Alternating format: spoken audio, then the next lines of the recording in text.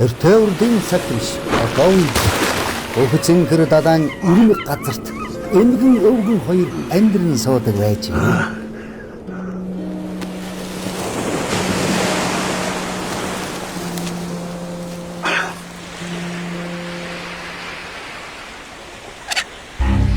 Өвгөн буурал ах минь өршөж хайрал намайг хүсэл зориг юу байна?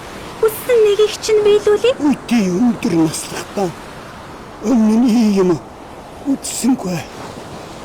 Эрхэм хүндэт загас минь эвдэрсэн твшийг минь сольж өгөөч.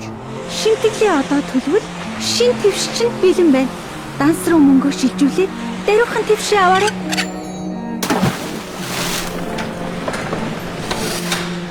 Бадган шахвад өглөө шүү. Бараагүйц загас минь Ирэхэд тэнгэрт итгэж, эргээд гэртээ харьтаа. Эмгэн чинь твшээ хараад ирэхгүй баярлаж суугаа да.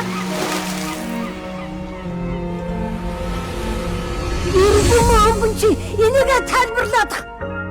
Данс яхаа тоосорчий.